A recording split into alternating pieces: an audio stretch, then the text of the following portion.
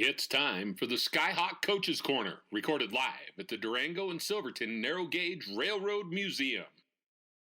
Welcome to the Skyhawks Coaches Corner, presented by Centura Health and Mercy Regional Medical Center. We're at the Durango and Silverton Narrow Gauge Railroad Museum. I'm your host, Bob Bonner, joined by Fort Lewis College men's soccer coach this week, David Oberholtzer. Obi, they call you. That's Hopefully by the end of this interview, I'll be able to call you Obi too, because it's easier to say than Oberholtzer. We're going to jump right into it, though. I'm going to give you the hard job of introducing yourself to me a little bit. Tell me about yourself. I know this is your fifth season, with the program as a head coach, but you've got a storied history here. Played in a national championship game with this program back in 2006. There's the highlights as I know them. Fill in the gaps there. Tell me about your soccer experience and your experience here. Yeah. Former student athlete here at Fort Lewis myself. First year was 2006. I transferred here. So I spent 2006 and 2007 here as a player. 1 year under Coach Gunn and then a second year under Coach Hankinson. Starting in 2009, I came on board as an assistant coach and was an assistant here from 2009 to 2012. So we had a good run of years there, and then moved out to the University of Dayton to take an assistant coaching job out there for several years and had a great experience. And first opportunity I had to come back and take over here as the head coach, I jumped at it. So Durango and Fort Lewis is a fantastic place and a lot of history in the program, and a great place to be. So, seriously, the chance to come back and coach where you were a player, anybody who's played or coached knows that's a little bit of a dream come true, but specifically to come back to a place where you're successful as a player, and then to come back, I mean, this is a successful program. Is that as intimidating as it is awesome sometimes? Sure. I think, a lot of the time I put some added pressure on myself because Sure. we want to continue that strong history, and we have high expectations for the program and for the players and for our coaching staff. Right. So expectations now this year. Welcome to the age of COVID. Mm-hmm. How do you make expectations in a year like this? I mean, or are you glad that the program just has those expectations built in? Has that helped you to stay focused this year as you prepare for a spring season of all things? Yeah, I mean, I think in a situation like this where there is so much uncertainty, we try to avoid thinking too long-term, or, I think the focus for us has been, one day at a time and staying flexible, because things are constantly changing on a daily, sometimes hourly basis, as we know. Right. So I think it's controlling the things that are within our control, and just focusing on those things.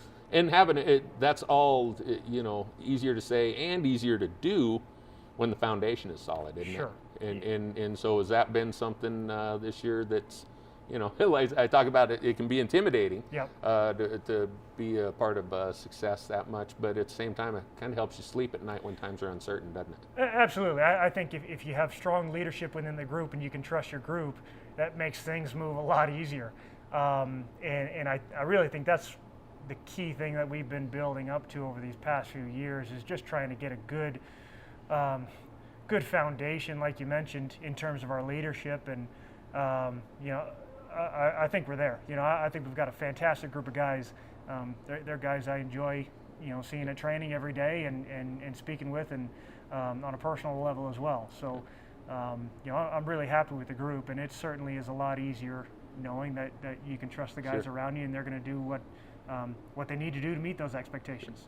What and we are going to talk about some players, but another key piece of I got to think any puzzle. You brought in a new assistant coach this year. Tell us about him, what he's brought to the table, and sort of how he's helped you navigate this year of uncertainty. Yeah. So before getting to Coach Berzins, Keen Hamilton was my assistant, another alum of the program. Sure. And had a lot of history, and he spent a couple of years with us and did a really good job. And he moved on to a different opportunity, and when kind of going through the process of looking to hire a new assistant, John is from a personal level just one of my best friends that I've known for a long time. Okay. So another Arizona guy that we grew up playing together and around each other. So I think that's a huge piece in terms of building your coaching staff. Again, having people around you that you can trust, and John is certainly that. And I mean, he's got a very successful coaching background himself. So adding somebody of his caliber, and having him on board and at Fort Lewis with me is a great help for the program. Yeah, as having the opportunity, I was able to do that, coach with someone you used to play with. When you're still a player, you never really dream of coaching because you want to keep playing forever. But when you get to that point, that's another one of those things that kind of makes the game young again for you. I got to think when you're joined by someone who you played with when you were younger. Yeah, for sure. And I think anybody that's played sports at a competitive level doesn't really ever want it to end. So you try to find ways to keep it going. And for me, that's what I did. Getting into coaching was another way to keep that going. And having somebody that I have a long, strong history with on board certainly makes us stronger all around. Does it tell? My coaching days are behind me now, but and part of the reason is after so many years you become less and less of a player. I mean, having someone you played with, as honestly as we're off script now because it sounds cool to me. You bring that back. Did that sort of take some of the edge off, and does it just help make everything more fun and looser for you? Yeah, honestly, I think it's more motivating. I think it's especially during a time like COVID when there can certainly be a lot of frustration. Mm-hmm. I think for me. It kind of regenerates me a little bit, having somebody that's also got a really strong drive. So it's exciting for the program. It's change. There's some newness to it. So it certainly has been a fun change. Good. Hey, we're going to come back in a minute. We're going to hear from some of our sponsors, and we are going to talk about some of the players we're going to be putting out on the field this spring, and get your take on where you guys are at right after this short break and a word from our sponsors.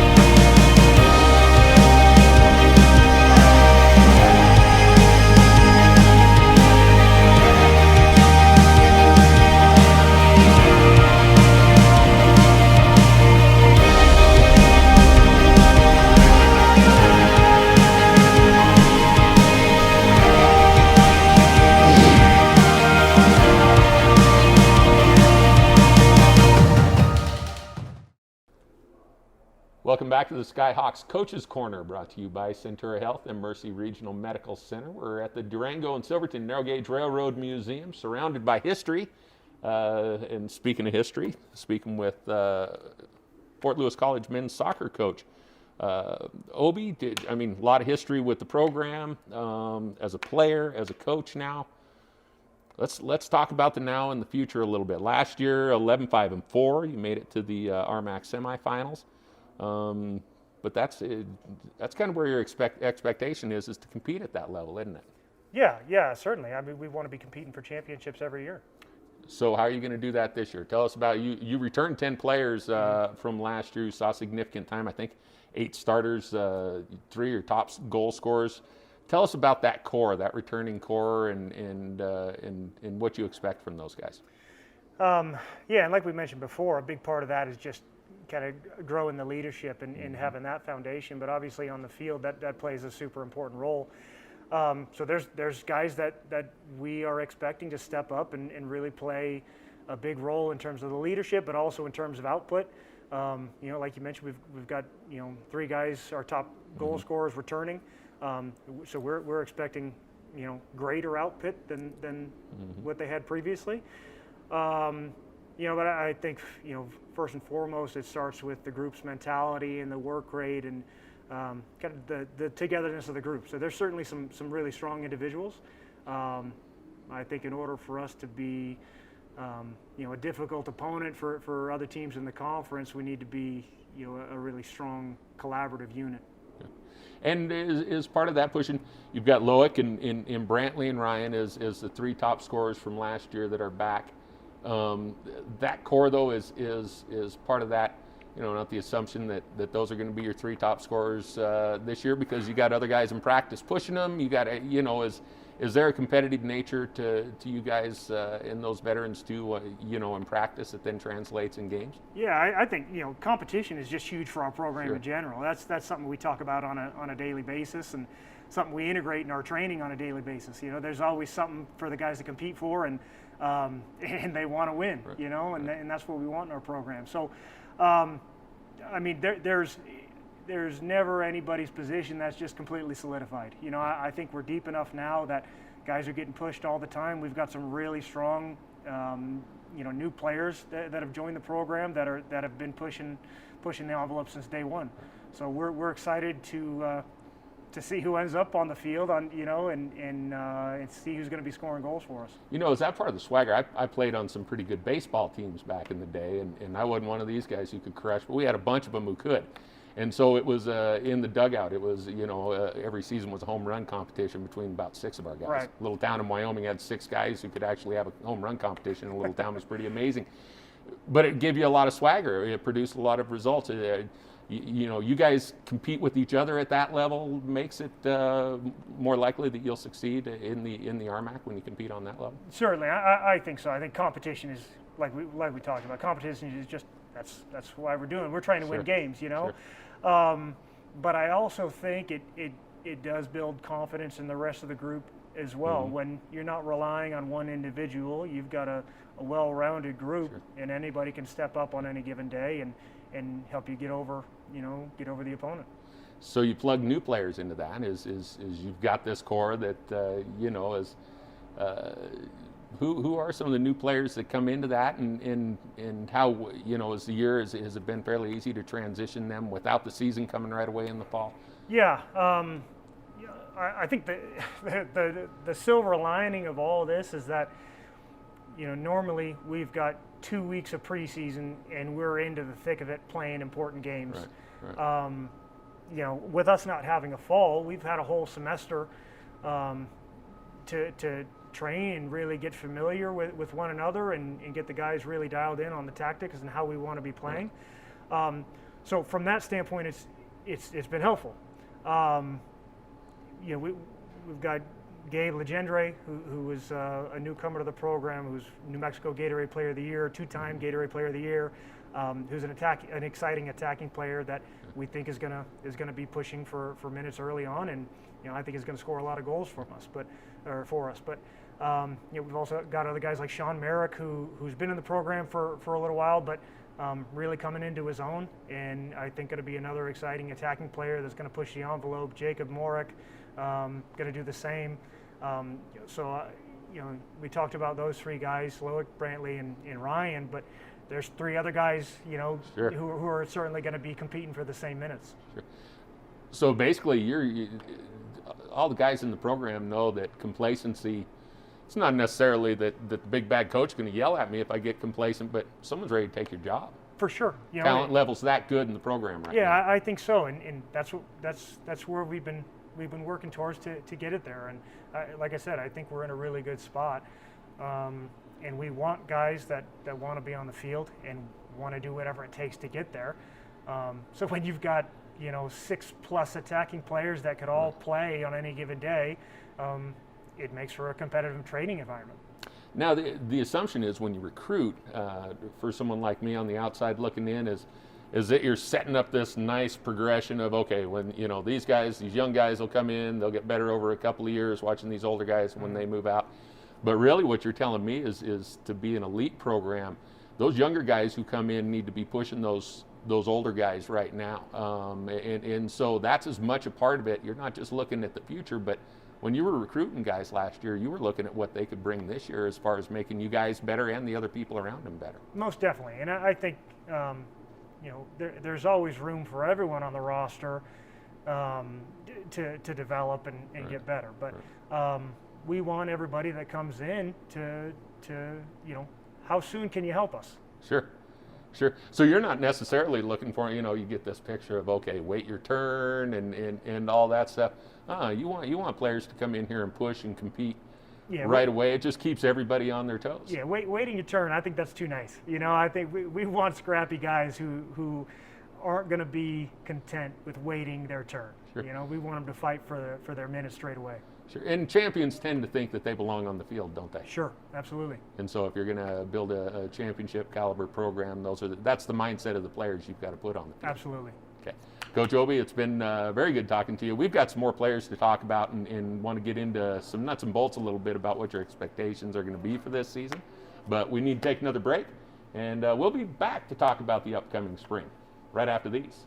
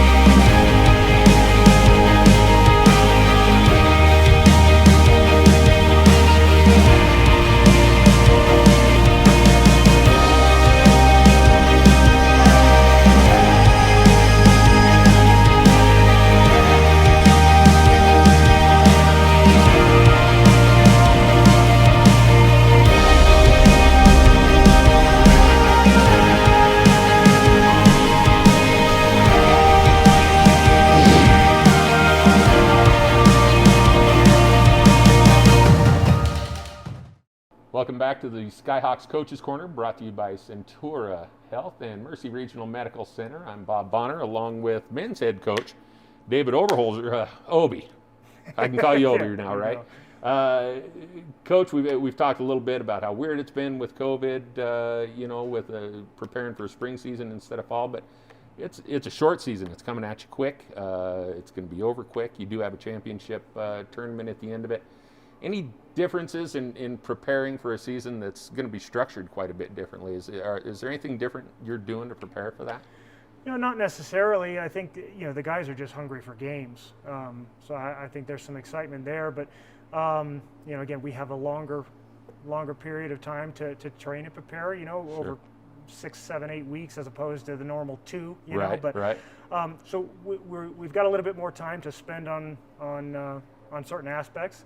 But ultimately, we're preparing for game number 1. That's where the focus is. And really, when you've got the expectations we've already talked about that you've got for this program, you're not expecting to go out and, a lot of times you've got the luxury of saying, hey, we don't have to worry so much about wins and losses the first 3 or 4 games because we can just get better. But when you're expecting to be playing in semifinals and finals of the conference tournament at the end of the year, those first games you put a premium on winning as well. So that's probably not so different this year, that urgency to go out and win on day 1. Yeah, and I don't think that ever changes. At least for us, every time we're playing, we want to be competing to win.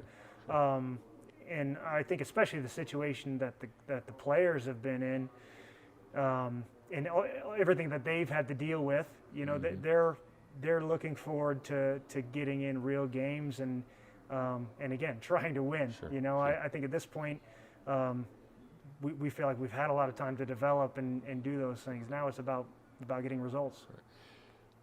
How about, we just saw Patrick Holmes. How wonderful is it to be that young and win a Super Bowl and then to be so good to expect that you're going to win it every year. Mm-hmm. And then he found out that's not the case. You've got that expectation. I mean, you played in a national championship game. You've taken teams deep into tournaments as a coach. Other years, some years things don't work out. You get punched in the mouth. You guys back in the semifinals last year.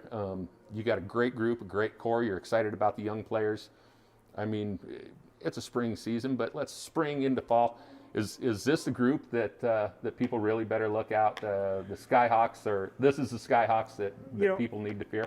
Yeah, I think so, and I think that's something that we'll find out when we actually get to playing games. But I think this spring, we certainly want to win games. I think we've still got a few pieces to add before we, once we get to the fall. I think that's the team that's going to hopefully make some noise. But we talk about the history, and a lot of that kind of feels like that history's been a while now. Sure. I think we're at a point where we feel like we need to make that next step to get back to winning a championship. Sure.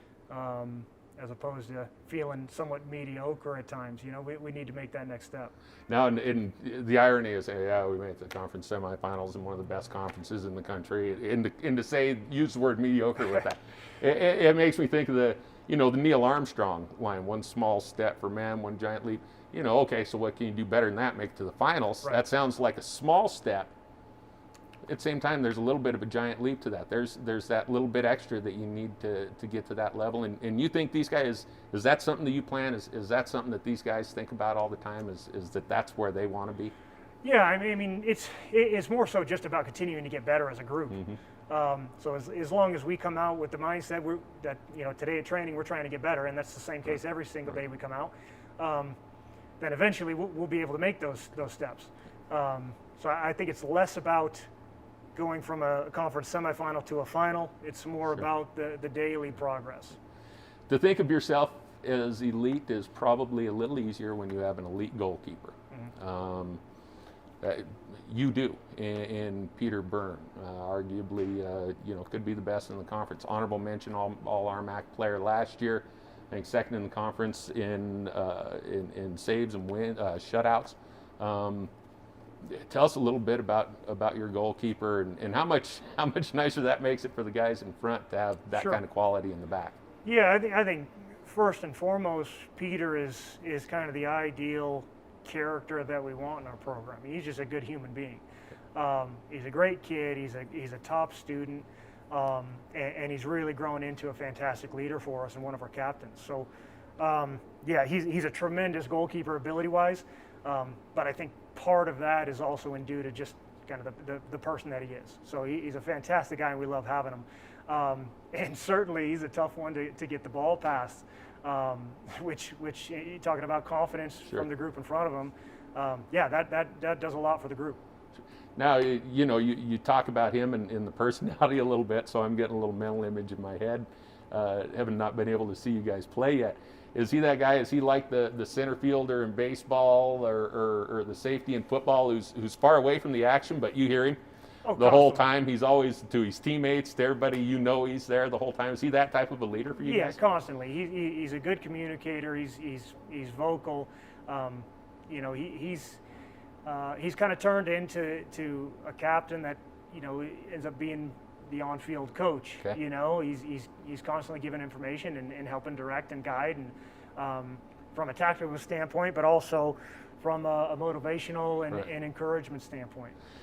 I'm glad you brought up that captain to coach transition, because one of the things in coaching baseball and football, why I use the example of safety and center fielder, one of the nice things about having a kid in that position, he's got a completely different look at the field than you do as a coach on the sidelines. Mm-hmm. So when they've got that skill level and that mentality, they're a good communicator and can be that coach. I mean, that's just it's almost exponential, the amount of value that brings to their teammates and to you as a coach, isn't it? Sure. Yeah, absolutely. Especially when the guys around him, have total trust in him. So yeah, he's a great addition for us to have, and he brings a lot to the table for us. You've used, and sorry, we're going to have to wrap up here in a couple of minutes, but you've used the word trust a few times. Mm-hmm. Trust is important in any relationship. I've always thought it was really important in a team relationship in sports.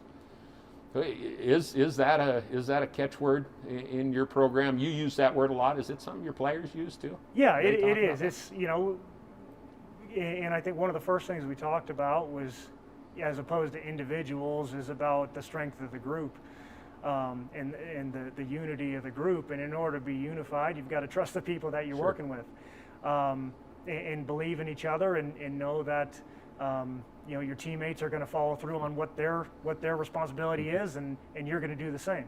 So that's certainly a key thing for us, and our focus is always on the group as opposed to the individual. Give me a little coaching 101, and I think you might have just touched on it there again and again on the subject of trust. It's easy to trust when things are going right. It's easy to love your teammates when you're winning games. How do you rebuild? How, as a coach, and like I said, give us a little one-on-one here of sooner or later things are going to go wrong. Somebody's going to make a mistake. How do you keep the trust? How do you rebuild the trust in a group when that happens? Sure. I think the phrase that we use is what's next. There's always things are going to go wrong. That's inevitable. And I think that's what we talk about is we know things are going to happen that aren't going to go exactly our way. It's more so about how we react to those things, and failure's a part of success. Sometimes trust is just, I trust you, I got your back next time. Yeah, absolutely. I think it's more about the effort and the intent behind it, as opposed to what the outcome is all the time. Sure. And you'll get, if you trust in that effort and intent, more often than not, you'll get the outcome you're looking for. Agreed. Yep. Good.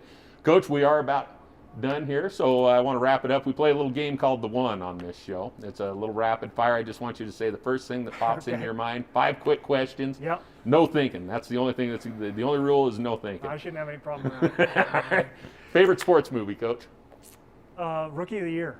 Nice. That's a different one. I haven't heard that one yet. Congratulations on that. I've heard Miracle about 100 times. It's one of my favorite movies, but I've heard it so much from everybody else, I feel like I need a new one. Do you have a sports idol, an athlete that boy, you just like to watch them play? Any sport? Oh, man. I follow Arsenal Football Club in England, and sometimes that's harder to do than others. But Time zone. Yeah. All right, we are in Durango. You've been here for a number of years. Skiing or fishing? Fishing. Attaboy. Who is your rival to beat all rivals? What team or another player or coach? Maybe pick anyone. What's when I say rivalry, what pops into your head? It's funny. I just got off the phone with this coach as I was walking in here, but he's a roommate of mine from our time at Fort Lewis here. Nick Kirchhoff just got the head coaching job at Metro State. Okay. So that one, obviously, we haven't played each other yet, but I'm sure that'll be a fun rivalry. Okay, you get a coach with a former teammate and coach against former teammates as well. That's all part of the full circle thing. That's great. All right, give me last question. Your shining moment, either as a player or a coach, to this point in your career. Give me that shining moment. Oh man, I've been fortunate to be a part of 3 different national championship teams. One as a player, that 2006 team you talk about in the final. And then 2 as an assistant coach in 2009, 2011. So it's tough to pick from any of those. Right. And I don't know if I could. Well, that's lucky you. Absolutely. Yeah. Like I said, I've been very fortunate to be a part of some really strong teams. Okay. Hey, we'll let you just take that blessing. I won't make you pick one. Coach David Oberholtzer, Obi, they call him. Thank you for joining us on the show today. Thanks for having me. That'll do it for the Skyhawks Coaches Corner, brought to you by Centura Health and Mercy Regional Medical Center. This is Bob Bonner saying thank you to Durango and Silverton Narrow Gauge Railroad Museum for having us. We look forward to visiting with y'all next week. Till then, keep soaring, folks.